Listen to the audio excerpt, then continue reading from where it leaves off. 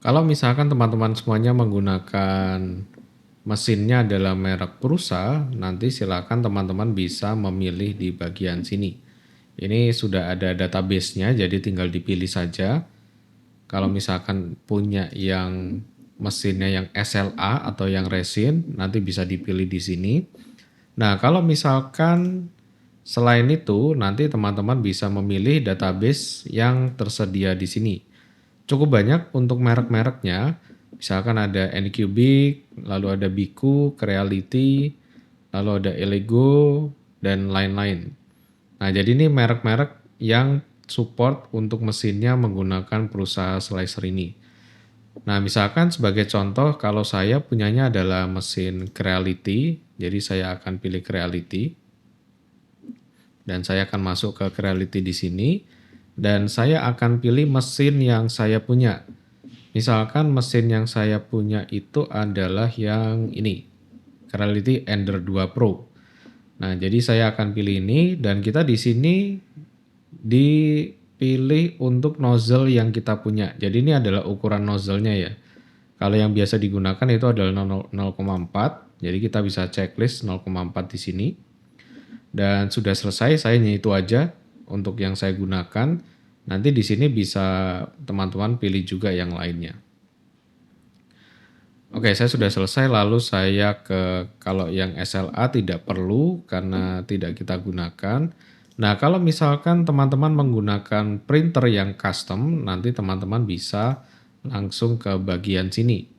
Nah, jadi seperti memilih firmware, bed shape, build volume, print diameter, dan lain-lain. Nah, tapi kalau misalkan tidak, ini bisa di unchecklist aja. Jadi ini untuk yang printernya custom ya, atau mungkin yang mereknya tidak ada di sini. Nah, terus filamen kita bisa cek saja di sini. Misalkan saya di sini unchecklist dulu aja semuanya. Misalkan yang kita punya itu yang PLA aja. Nah, jadi PLA misalkan saya pakai mereknya dari Creality. Jadi saya tambahkan yang Creality PLA. Nah, nanti kalau misalkan teman-teman pakai yang lainnya, ada PETG, ABS, TPU, nanti bisa di checklist saja. Misalkan yang satu lagi saya pilih yang PETG untuk bahannya, misalkan saya pilih yang Creality PETG aja. Nah, ini untuk memilih nanti filamen yang mau digunakan.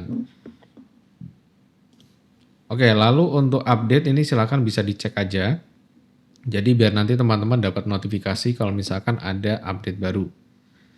Nah, terus download ini nanti teman-teman itu punya akses ke namanya printables.com. Nanti akan saya jelaskan di video yang berikutnya. Jadi ini adalah online database untuk model 3D. Nah, di sini kita itu menentukan di mana kita akan mendownload. Jadi kalau misalkan nanti teman-teman punya folder sendiri, silahkan nanti bisa digunakan. Misalkan saya di sini akan browse, terus saya ke sini. Nah, misalkan saya bikin folder baru. Misalkan 3D model download. Nanti kita akan coba untuk 3D model downloadnya di video berikutnya. Kita siapkan dulu foldernya. Oke, lalu berikutnya ini juga tidak perlu file association. Nah, kalau misalkan teman-teman mau menggunakan yang 3MF, yang ini pun juga bisa di checklist. Nah, kita nanti kan biasa akan menggunakan yang STL. Jadi bisa pilih ini. Oke, lalu untuk view mode. Nah, view mode ini merupakan metode atau mode yang tersedia di Prusa Slicer. Jadi ada yang simple, ada yang advance, ada yang expert. Nah, kalau misalkan teman-teman semuanya masih baru pertama menggunakan, bisa pilih yang simple dulu. Jadi yang saya jelaskan di video ini nanti hanya yang di bagian simple-nya aja. Oke, kita klik simple dan kita klik finish. Oke, jadi setelah kita sudah men-setting semuanya, maka nanti secara defaultnya itu settingannya dalam Prusa Slicer juga akan berubah. Jadi saya sedikit jelaskan untuk bagian-bagian atau lingkungan di dalam Prusa Slicer. Di bagian atas ini adalah menunya, dan nanti di sini ada toolbar untuk beberapa tools yang kita gunakan. Dan nanti di bagian sebelah kiri sini ada navigation toolbar. Nanti di sini ada move, ada scale, rotate, plate on face, sama ada measure. Dan di sebelah kanan ini nanti adalah settingan-settingan yang akan kita gunakan. Oke, jadi untuk langkah pertama, kalau misalkan kita mau masukkan benda, kita klik yang di bagian sini, add. Dan kita pilih benda, misalkan saya pakai export STL dari latihan 3.8, kita open. Dan nanti jadinya adalah seperti ini. Oke, berikutnya kalau misalkan kita mau mengubah-ubah untuk orientasinya, ukurannya, dan lain-lain, nanti kita akan menggunakan yang ada di sini. Oke, sebelum itu untuk navigasinya di sini sangat mudah. Untuk zoom in sama zoom out itu pakai scroll wheel atau middle button dari mouse-nya. Terus kalau kita klik kiri dan kita tahan dan kita geser itu untuk rotate. Kalau yang kita tahan adalah klik kanan, itu digunakan untuk pan. Oke, jadi navigasinya adalah seperti itu. Nah, kalau kita mau mengubah settingan orientasi dari bendanya, kita yang pertama adalah klik bendanya dulu. Nanti baru di sini akan terbuka untuk opsinya. Kalau move, itu kita di sini untuk mengubah atau menggerakkan bendanya itu secara linear. Terus kalau yang berikutnya adalah scale. Nah, scale ini kita itu bisa mengubah ukuran dari bendanya. Jadi untuk ukurannya itu ada di sebelah sini, size atau word-nya. Dan di sini satuannya adalah milimeter. Jadi kalau yang saya pilih adalah salah satu dari 3 warna ini, maka dia hanya akan diperbesar atau diperkecil ke arah yang kita pilih. Tapi kalau yang kita pilih adalah 4 titik ujung ini, maka itu akan memperbesar ke semua sumbunya. Jadi ini istilahnya menjaga rasionya ya, agar rasionya itu tetap sama. Nah, kalau misalkan sudah terlanjur ini diubah-ubah dan ingin dikembalikan ke awal, kita bisa ke bagian yang scale factors dan di sebelahnya ini ada tanda untuk reset. Nah, jadi kita reset lagi dan di sini kalau misalkan ukurannya 1:1 dengan file yang kita input, maka di sini scale faktornya adalah 100%. Dan di bawah ini untuk ukurannya. Kalau misalkan kita mau mengubah ke langsung ukurannya, misalkan di sini 82. Mau kita ubah ke 90, kita bisa langsung ketik di sini dan kita enter. Nah, kalau misalkan di sebelah sini ada tanda gembok, kalau misalkan gemboknya ini aktif atau tertutup, berarti ketika kita ubah satu ukuran, ukuran yang lainnya akan menyesuaikan rasionya. Tapi kalau misalkan gemboknya ini kita klik, nah dia kan terbuka. Kalau misalkan salah satu di sini saya ubah, misalkan ke 100, maka ukuran yang lain itu tidak berubah. Nanti kalau kita kunci lagi, di perubahan selanjutnya barulah nanti akan berubah. Seperti itu. Oke, jadi itu untuk terkait dengan ukuran dan juga scale factor. Nanti ada di bagian sini. Terus yang berikutnya adalah rotate. Nah, rotate ini digunakan untuk kita mengatur orientasi dari bendanya. Di sini kita bisa langsung klik ke masing-masing untuk bagian panah navigasinya. Dan di sini bisa kita atur untuk orientasi dari bendanya. Nah, kita bisa atur di sini. Nah, kalau misalkan teman-teman klik yang di bagian bawah sini, ini ada plate on face. Kalau misalkan kita klik, maka kita itu bisa memilih permukaan mana yang mau kita gunakan untuk menjadi dasar yang nanti nempel dengan bed dari mesinnya. Jadi kalau misalkan di sini kita lihat, kita itu bisa langsung mengeklik ke rekomendasi dari perusahaan slicer. Jadi ini adalah beberapa untuk permukaan-permukaan yang dia itu bisa ditempelkan ke bagian bawah dari bendanya. atau dia nanti yang langsung nempel dengan bed dari mesinnya. Misalkan saya pilih yang ini, nah maka nanti dia modelnya adalah seperti ini. Kalau misalkan saya klik lainnya lagi, nah maka nanti dia akan menyesuaikan. Misalkan sini, atau misalkan sini, sini, nah nanti kita bisa pilih-pilih. Seperti itu. Misalkan ini saya rotate ke arah sana misalkan. Oke, contoh misalkan seperti ini. Oke, lalu yang berikutnya adalah measure. Nah, measure ini digunakan untuk kita mengukur. Misalkan saya ukur dari situ ke bagian sini. Nah, misalkan di sini 70 derajat. Atau misalkan kita bisa ukur bagian sini ya. Misalkan ke bagian sini. Nah, ini ukurannya adalah berapa. Tapi kalau saran saya untuk mengukur, baiknya nanti sudah dilakukan saat kita mendesain model 3D. Jadi nanti ketika di slicer, itu kita tinggal men-setting saja untuk kita print ke mesin 3D print. Gitu. Oke, sebelum saya lanjut, nah di sini ada sedikit tentang video proses dari 3D print itu sendiri. Oke, jadi paling tidak seperti ini untuk prosesnya.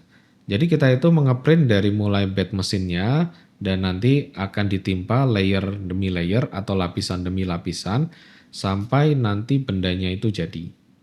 Nah, makanya sangat penting sekali di sini kita menentukan bagian mana yang nempel dengan bed mesinnya. Kalau saran dari saya yang nempel ke bed mesin itu adalah bagian yang flat atau yang datar. Sehingga nanti dia itu memiliki grip atau istilahnya daya rekat yang bagus dengan bed mesinnya. Nah, perkiraan seperti ini untuk proses dari 3D print. Nanti kita akan berkenalan beberapa parameter dari 3D print yang biasa nanti kita ubah-ubah untuk kita menghasilkan hasil yang bagus. Oke, beberapa di antaranya nanti ada layer dan perimeter, nanti ada infill, skirt and brim, dan nanti ada support material. Oke, jadi yang pertama ada layer height. Jadi layer height ini merupakan tebal lapisan ya. Jadi kalau misalkan kita 3D print, kita itu kan nanti numpuk lapisan pertama, ditumpuk dengan lapisan kedua, ditumpuk dengan lapisan ketiga, sampai seterusnya. Nah, di sini kalau misalkan layer height-nya itu semakin kecil, itu nanti akan hasilnya semakin halus. Tapi waktu cetaknya jadi semakin lama. Kalau misalkan layer height-nya itu semakin besar, maka nanti hasilnya itu akan semakin kasar, tapi waktunya itu akan semakin cepat. Nah, biasanya kalau layer height yang digunakan itu adalah 0,2. Ini yang umum sekali digunakan, tapi tentunya bisa diubah sesuai dengan keinginan. Nah, misalkan seperti di sini. Ini layer height-nya 0,1, layer height-nya 0,2, layer height-nya 0,3. Kalau pakai 0,1 hasilnya halus banget. Tapi waktunya 1 jam 51 menit. Kalau yang 0,2 agak sedikit kasar, tapi waktunya lebih cepat yaitu 57 menit. Kalau misalkan pakai yang 0,3 mili, dia waktunya lebih cepat tetapi hasilnya tentu jauh lebih kasar. Jadi semua itu sebenarnya tergantung dengan kebutuhan. Kalau misalkan butuh cepat, bisa ke misalkan layer 0,3. Kalau butuh yang detail, bisa nanti ke layer 0,1. Tapi untuk biasanya yang digunakan itu yang 0,2. Ini kalau bisa dibilang kayak tengah-tengahnya antara hasil bagus, tetapi waktunya juga tidak terlalu lama. Dan nanti kita mengenal namanya first layer height. Jadi ini merupakan layer pertama yang dicetak yang dia itu menempel ke bed mesinnya. Jadi nanti ini sangat berpengaruh sekali ketika kita itu mengeprint lapisan pertama. Hasil dari untuk first layernya itu harus bagus. Karena kalau misalkan hasilnya jelek, nanti layer-layer berikutnya itu juga tidak akan berhasil. Jadi first layer height ini tentunya sangat krusial dalam kita mengeprint. Oke, lalu berikutnya adalah shell. Nah, jadi shell ini kalau saya bilang tuh kayak kulit.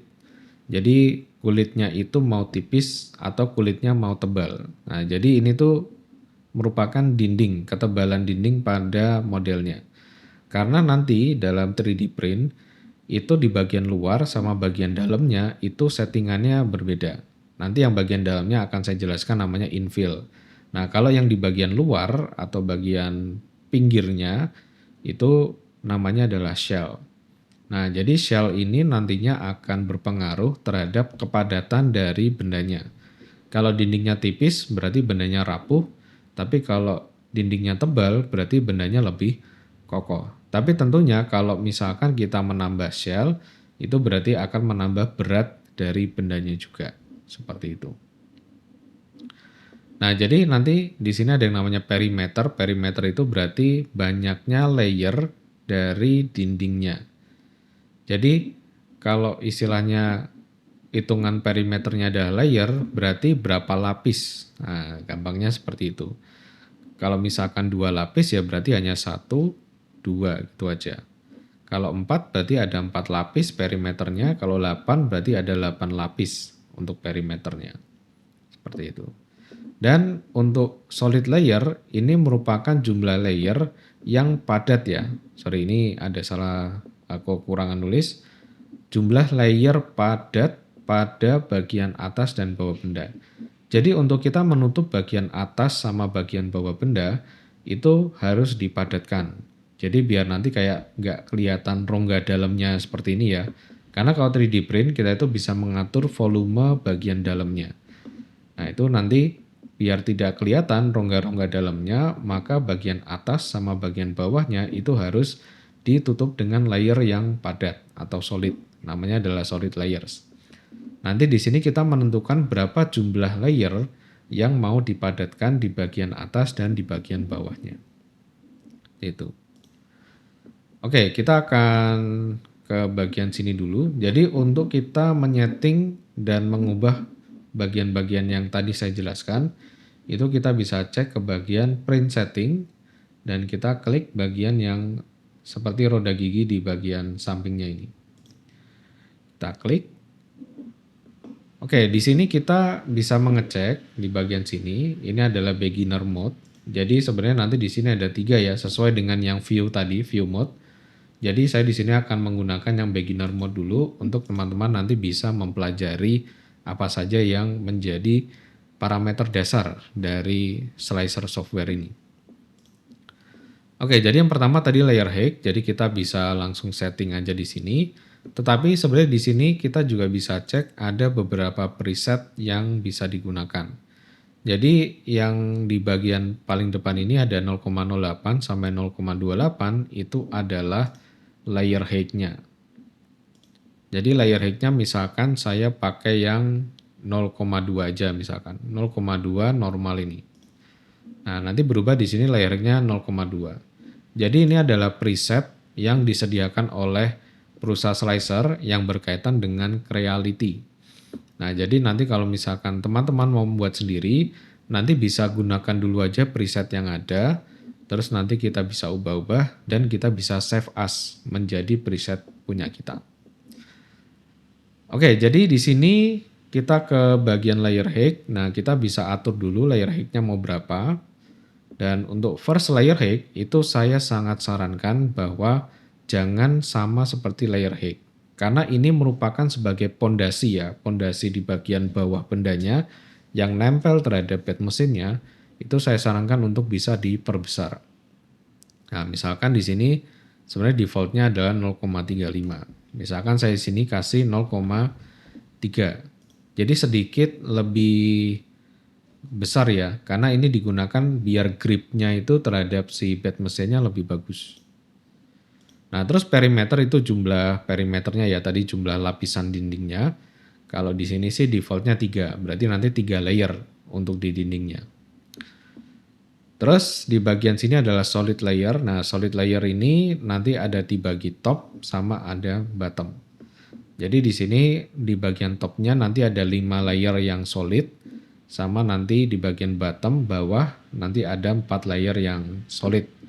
Ini misalkan saya ubah contoh ke 3, yang ini pun juga 3.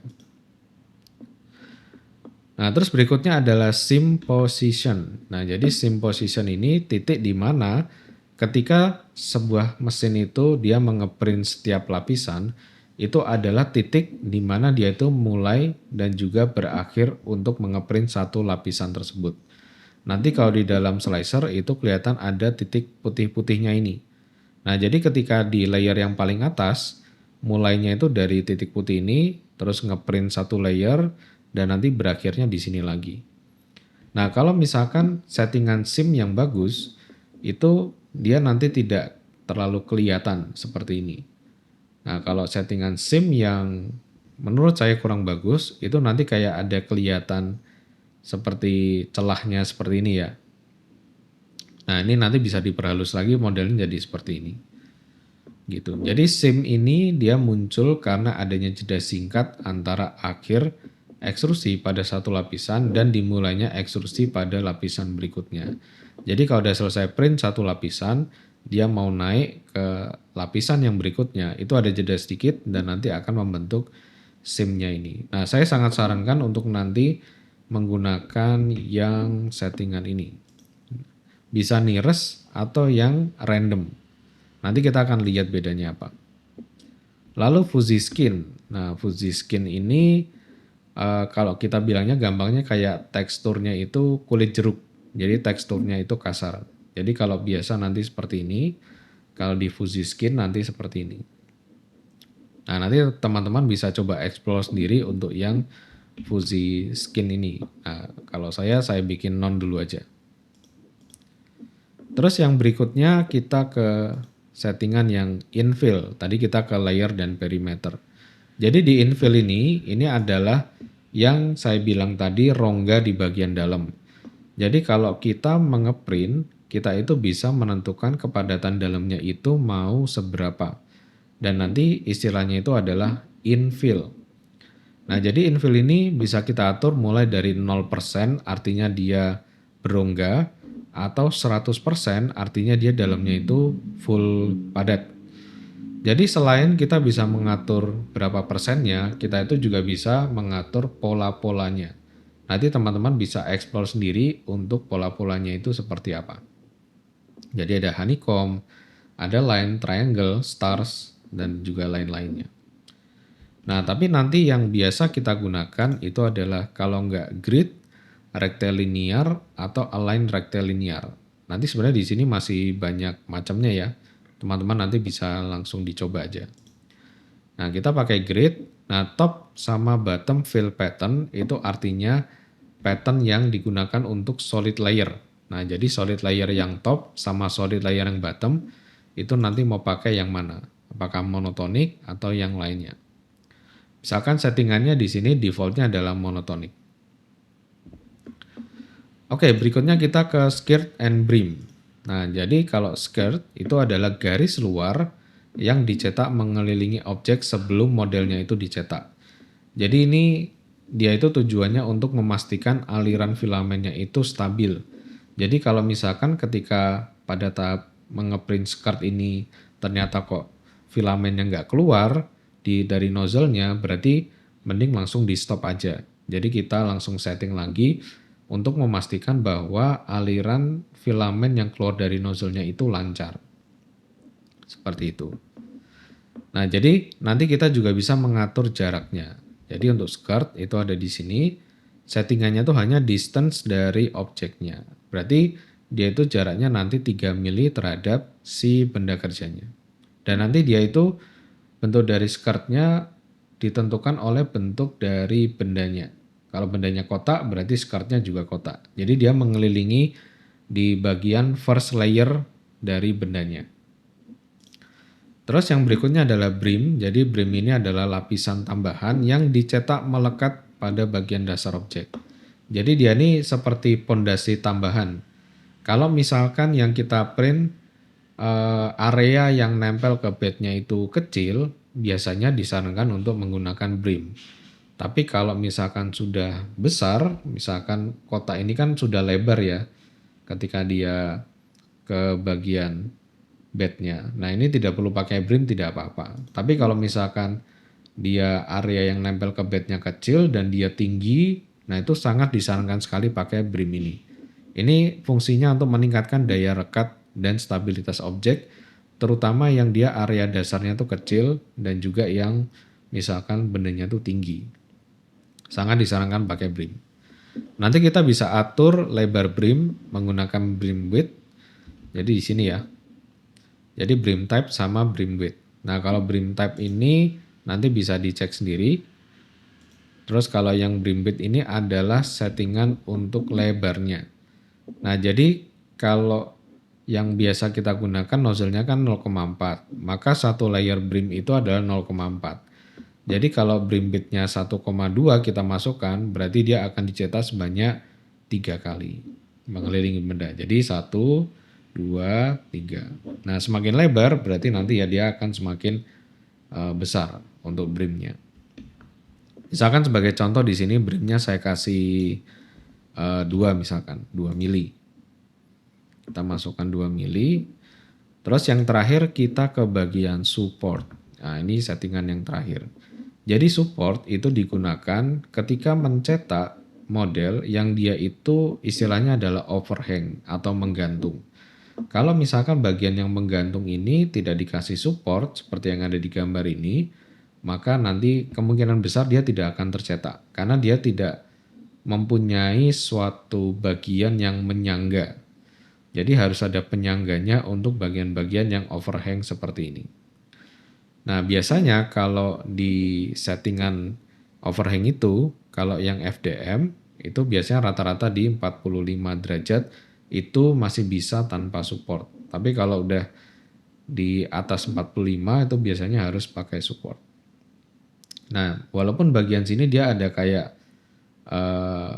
miringnya, tetapi kalau dia masih dalam maksimal derajat supportnya itu tidak perlu pakai support. Jadi nanti kita bisa setting lebih lanjut. Nah, untuk support di sini kita langsung checklist saja untuk generate support material. Nah, jadi ini digunakan untuk mengaktifkan settingan dari supportnya. Kalau misalkan ini tidak disetting, ya berarti tidak akan muncul dari supportnya. Terus yang ini support on build path only. Nah, jadi ini kalau misalkan support yang kita gunakan itu ternyata dari bawahnya support itu dia nempel ke benda kerja, maka tidak akan di-generate.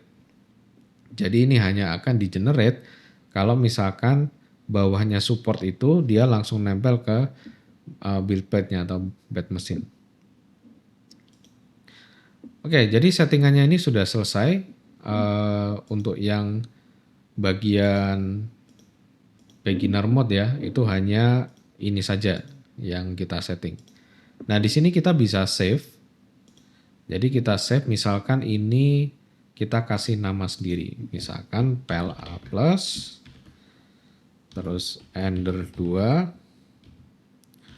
Terus misalkan ini settingan saya. Misalkan setting 1. Terus kita klik OK. Nanti waktu kita ke bagian sini, kita itu punya yang system preset sama yang user preset. Jadi kita kalau mau buat preset sendiri, kita ambil dari yang system preset, nanti kita save as sendiri menjadi settingan kita. Oke, lalu kita ke platter. Nah, kita sudah pakai settingan kita nih. Nanti untuk pilih settingannya ada di sini. Terus kita di sini untuk melihat bagaimana nanti hasilnya, itu kita bisa klik yang slice now. Klik yang slice now, nanti di sini akan dilihat untuk hasilnya. Oke, jadi hasilnya nanti kira-kira seperti ini. Dan yang warna hijau ini adalah supportnya. Jadi ini support yang diperlukan untuk menopang bagian-bagian ini. Jadi di bagian dalam pun juga perlu support. Seperti itu. Nanti di bagian sebelah sini teman-teman bisa melihat untuk waktunya. Jadi ini waktu totalnya adalah 5 jam 48 menit. Sekitar segitu ya. Nah, terus nanti di sini ada 2 tombol navigasi. Jadi navigasi yang pertama ini untuk melihat per layernya. Nah, kalau teman-teman lihat di bagian sini itu ada jumlah dari layernya, yaitu 859 layer. Nanti waktu kita melihat, kita bisa melihat di bagian dalamnya. Nah, tadi infill-nya itu saya setting di 15% ya. Jadi di bagian dalamnya tuh cuma 15% aja. Nah, kita bisa melihat bagian dalamnya tuh kira-kira nanti seperti apa. Gitu. Nah, kalau yang di bagian sini, ini adalah urutan ketika mengeprint per satu layernya. Nah, misalkan sekarang kita berada di layer 758, terus kita melihat, kalau kita geser, nah kita itu melihat urutan dari kita mengeprintnya. Nah, misalkan ini kan printnya cuma itu aja. Kita ambil yang dia ngeprintnya cukup banyak, misalkan ini. Nah, nanti kita tuh bisa melihat, kita lihat dari sini, dia tuh mulai ngeprintnya tuh dari mana. Oh, dari situ ke sana. Nah, ini dia bikin perimeternya dulu. Jadi perimeternya ada 1 layer, 2 layer, sampai 3 layer. Nah, jadi 1, 2, kulit dalamnya 2, kulit luarnya 1. Nah, ini warnanya oranye, dia external perimeter. Kalau yang warna kuning itu adalah perimeternya. Nah, sampai nanti kita mengeprint bagian infill juga.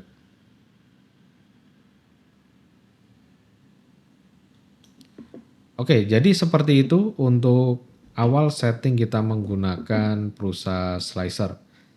Oke, jadi nanti kalau misalkan sudah selesai, teman-teman bisa langsung klik yang export G-code. Nah, nanti export G-code ini teman-teman akan mendapatkan file G-code-nya. Jadi bisa di-save aja dan nanti kita mendapatkan G-code, dan G-code inilah yang nanti akan kita transfer ke mesin dan akan di-print menggunakan mesin yang kita punya. Oke, jadi itu saja yang bisa saya jelaskan di video kali ini. Kita akan lanjut lagi ke video bonus berikutnya. Baik, sekian dan terima kasih.